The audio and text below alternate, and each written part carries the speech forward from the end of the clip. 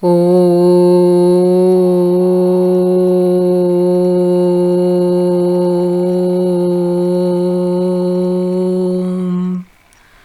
Sairam.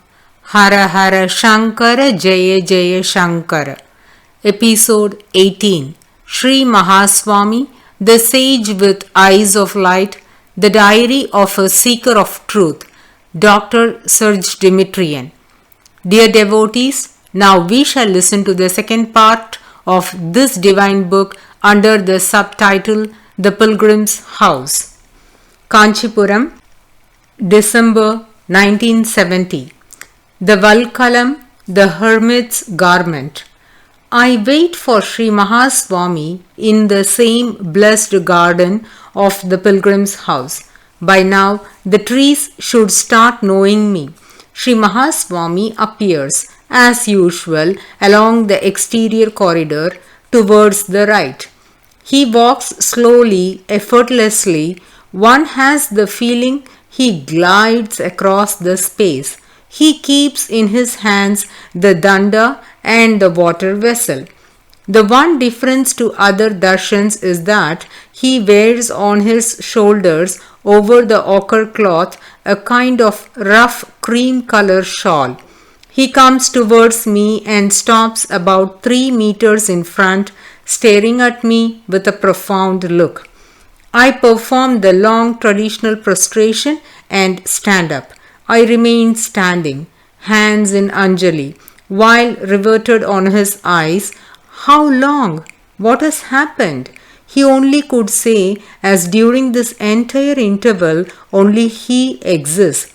After some time, one of the 4 assistants that are round Swamiji asks me in English, "Do tell Sri Mahaswami what do you want?" as they are used to visitors with a list of demands. I hear the voice of the assistant from far. I am unable to utter a word. In addition, I am so busy trying not to lose sight of Swamiji's eyes that I do not take the risk of turning my head. It is Sri Mahaswami who replies for me. With eloquent gestures, he shows that he knows why I have come and he accepts my aim. He looks at me once again and I understand that the darshan nears its end. No syllable has been uttered either by him or by me. After receiving my shorter departure prostration, he turns and starts going back the same way. The strange whitish tissue of the shawl is somewhat frayed on his shoulders. I return to Mr. Kanaya Chetty's office where, in the company of K.S. Padmanabhan, a local friend who lives in a house just opposite the blessed garden of the Pilgrim's House, we talk about the intriguing tissue. KSP knows about it. It is a Valkalam, the garment of the hermit's dwelling in the forest in ancient times. Moreover, full of solicitude, he adds, "I will go and ask Sri Mahaswami for a small piece for you." I would have liked to stop him as the idea seemed somewhat ridiculous, but he had already left. I stayed back talking with Mr. Chetty on different subjects. I had almost forgotten Padmanabhan. When I saw him coming back, all excited, in the company of someone else, a traditional sculptor from South India, "Look what Sri Mahaswami sends you," he exclaimed, and he shows me the whole Valkalam. I remained transfixed a long moment. The garment of the hermits, the cloth worn by him, is now bestowed by a great sage on a foreigner. Who can understand the mystery of this gesture? I received the treasure with both hands at the same time. I placed it on my head. I pressed it on my heart. I was deeply moved. The more so as my friend assured me that Sri Mahaswami bestows such a gift on very rare persons or to recluses who had accomplished severe asceticism. I was stupefied the more as my reserve of merits accumulated by imposed or voluntary privations was rather shallow in my view. The temple of the goddess Kamakshi, beginning January 1971. My regular attendance at the temple of the great goddess in Kanchipuram entered a new phase after all the attention it drew from the temple officials. Every time I visited the town in order to have the darshan of Sri Mahaswami, I never missed the opportunity to enter the yard of the temple. While walking around the main shrine, I developed the habit to turn to the right side as a mark of respect. I would linger for long minutes before a small window, Gavaksha, the cow's eye, in the southeast wall of this shrine. It is possible to perceive a minute portion of the interior of the central image, Kamakshi, the great goddess, the she master or the lady master of the universe. During the last weeks of the current year, when I was staying in Kanchipuram at the hotel or in the old dance hall of Mr. Kannaya Chetty, my visits to the temple became regular, twice a day. I used to find that being near the main shrine, there was an atmosphere that was in some way an extension of the darshan of Sri Mahaswami. I also respectfully followed the processions that were coming out of the temple and returned after having paraded along the circular avenue Raja Street, the Royal Avenue.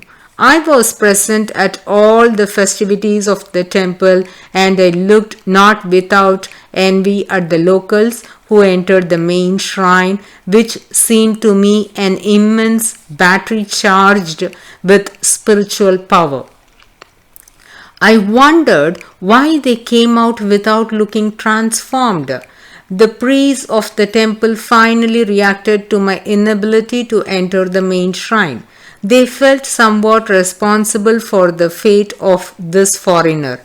They had also observed with an expert eye the manner Sri Mahaswami grants his darshan to me, and the news that I had been blessed by a Valkalam spread rapidly through the town. I am almost sure that they had asked for his advice. The order of sannyasins of Sri Mahaswami, the Indra Saraswati, is protected by the great goddess under her form of Saraswati, the goddess of wisdom, knowledge, arts and sciences. The great temple is the cathedral of this order, and Sri Mahaswami is the Acharya, the one to whom counsel is asked in all matters of application of the sacred texts, and in this case, can we allow Demetrian entry into the main shrine? A decision must have been taken. One evening, as I was regretfully tearing myself once again from my small window, the Gavaksha, a priest I knew, approached me. "Why do you not enter inside? You would see the goddess much better." "There is an advertisement before the door. No entry for non-Hindus," I reply with bitterness. "This is not for a person like you. In your case, a purification suffices," continues the priest. "You have in mind what sort of person?" I ask. "Well, those who have already been born in India once or a number of times," he replies in a peremptory tone that left no place for doubt. The conviction that transmigration is possible and that one may be born in another land or culture is fundamental to the Indian Sanatana Dharma.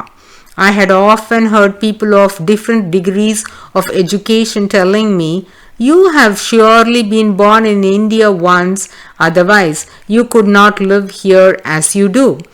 A certain Swami attached to the mutt had once publicly declared, "Demetrian has been born by mistake in Europe, thinking probably that I am an Indian soul who had missed, by coming down again on earth, his proper country, India.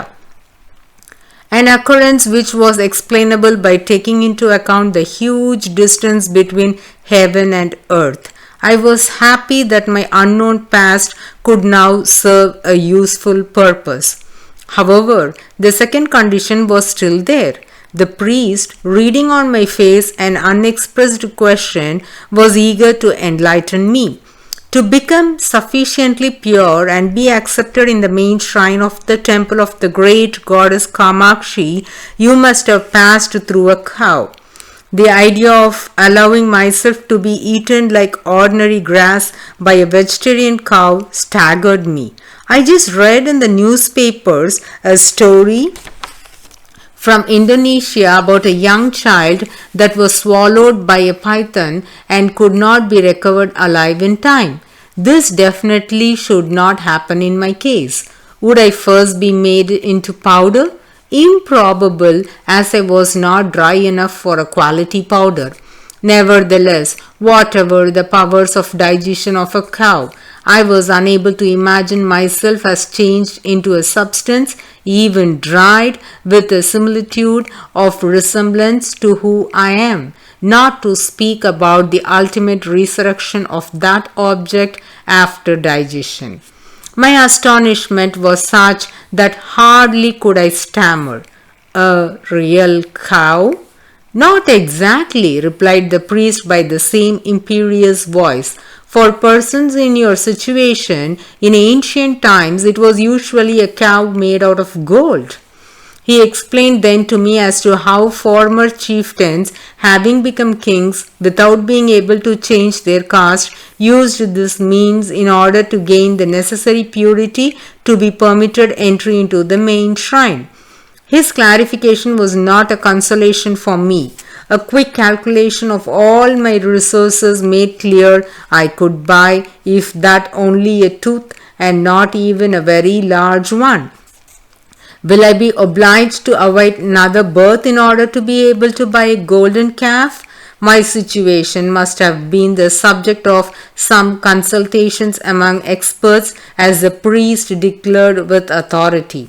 In your case, the fact of having looked repeatedly through the Gavaksha, the cow's eye, has rendered you sufficiently pure. I sighed deeply as if the weight of the golden cow had been lifted from my shoulders. When it comes to the interpretation of seemingly intractable texts, astute Indian scholars can resolve the difficulty.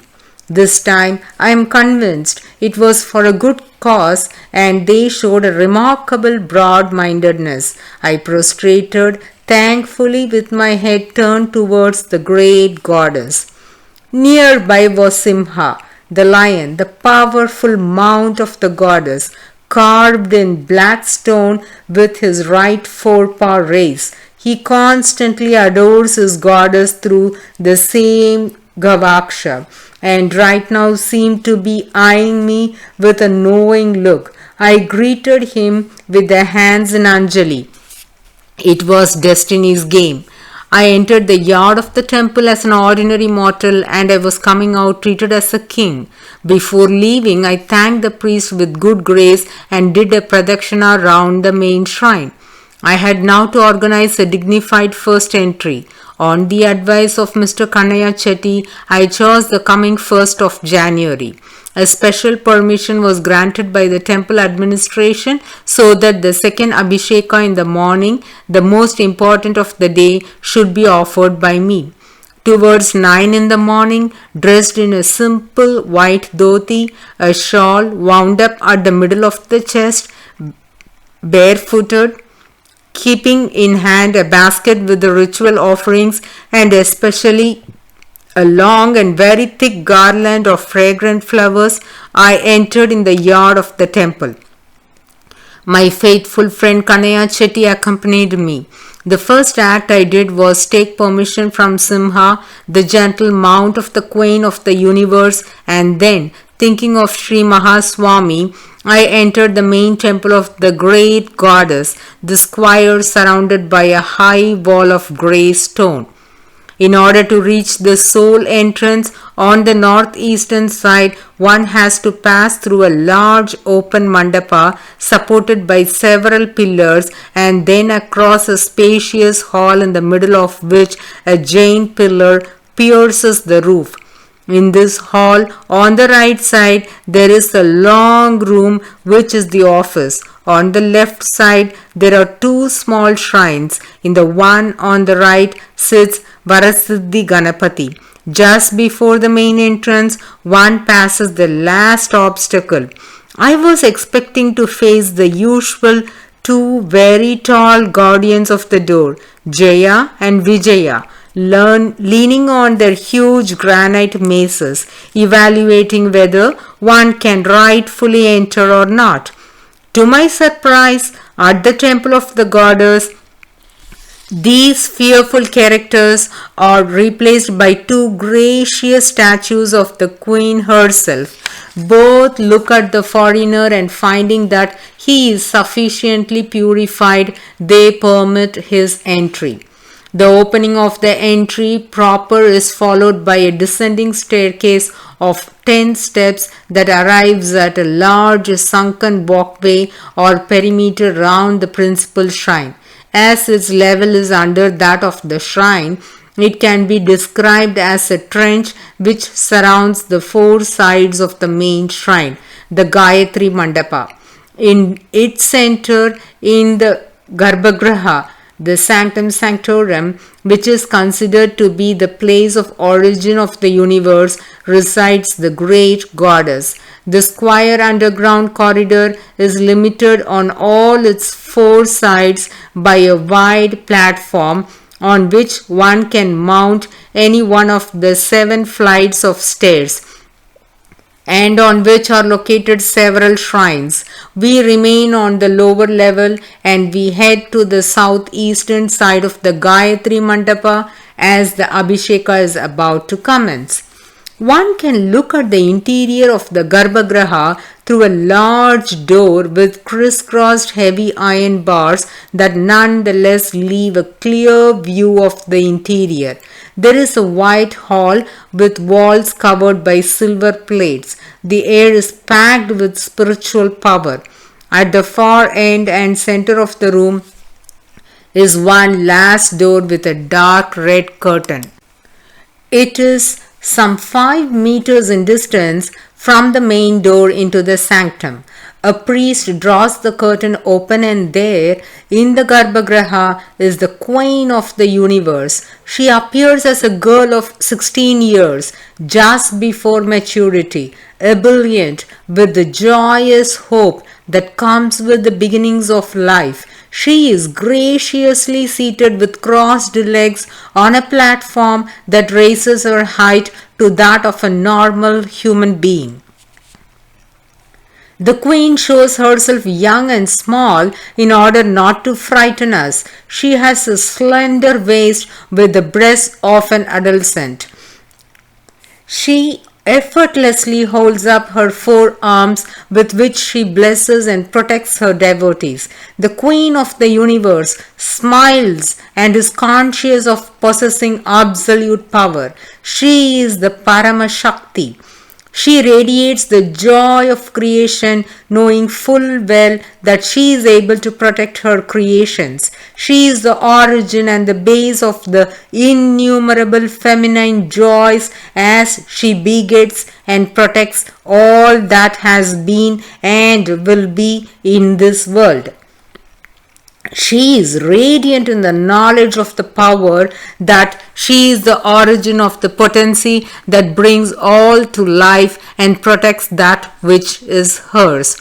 People need to express their faith by adoration. She accepts their worship and appears in a sumptuous dress laden with heavy jewels in gold and precious stones and decorated with many flowers. The queen bears everything as if it was a play, and even the tall and massive tiara of heavy gold is held with ease. After a few minutes of darshan, the curtain is closed. The service is about to start. The queen will be treated as a living sovereign. A priest comes and takes my basket of offerings and the flower garland that will be necessary to the abhisheka. The curtain opens and the queen appears without her ornaments. She receives at least 5 different kinds of baths. Then she is fed. The offering of milk is the most important. The curtain is closed and its opening. The queen can be seen dressed in an orange sari with a margin in golden thread. The priests who are experts in this art have folded and arranged her dress in the most becoming way. They have adorned her with a multitude of flower garlands, and over them they have added, as a sign of great respect, a long garland of small yellow lemons. When everything is ready, a mirror is being shown to her. The moment of the adoration has come. The priests use flames of different sizes, throw pinches of kumkum, the red powder, at her feet and recite long litanies of her names. The final gesture is the offering of fire on a tree like candelabrum of brass and other metals that holds innumerable small wick lights. The last part of the office, especially during the adoration, is accompanied by melodies played by the musicians of the temple. There are only 3 in attendance, 2 Nadaswaram players and a drummer, but the reverberation of the corridor is such they could be easily taken to be at least as much as a dozen. Once the ceremony was finished, I went to the outside platform adjacent to the walls of the main temple, which encompassed the Gayatri Mandapa, to introduce myself at other numerous shrines too.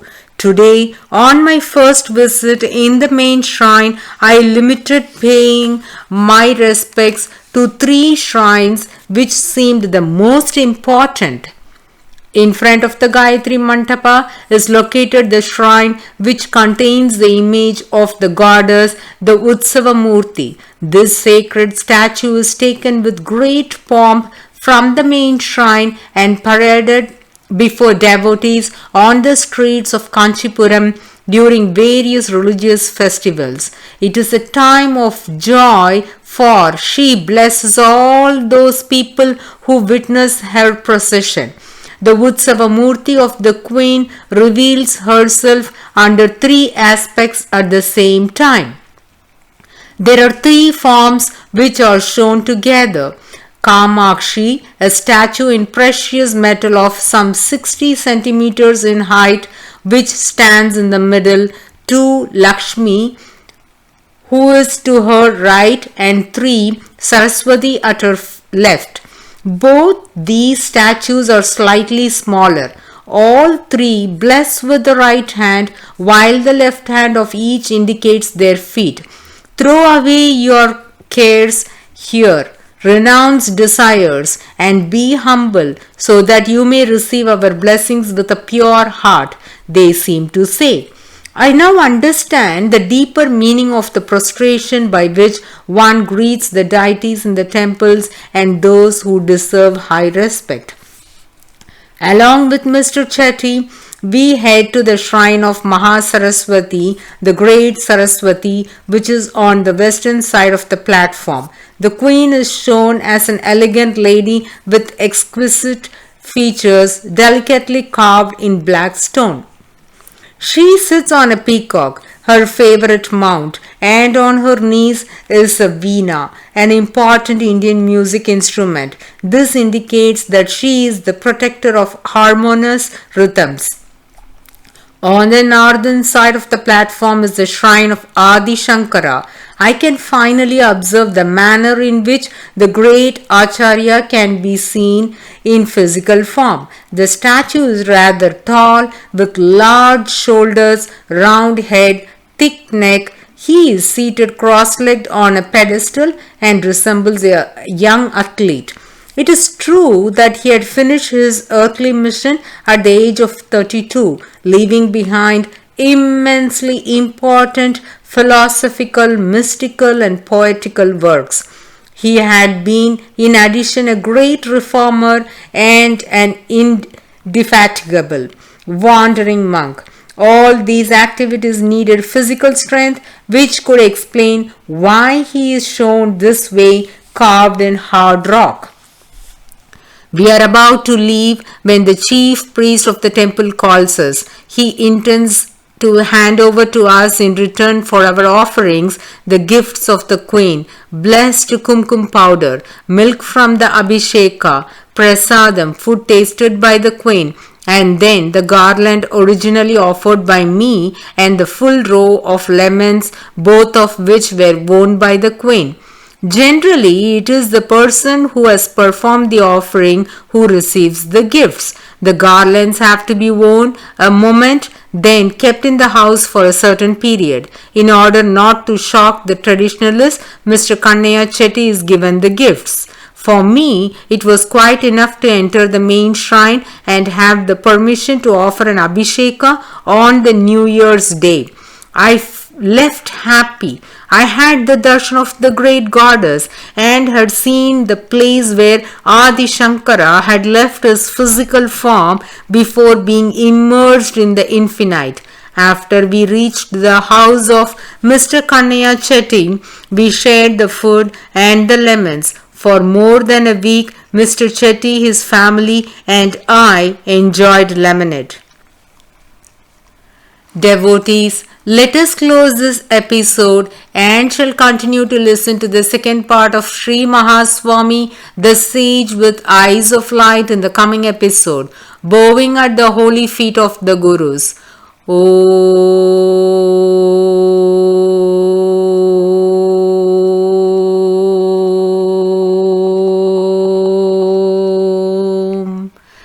Sairam. Hara Hara Shankara, Jaya Jaya Shankara.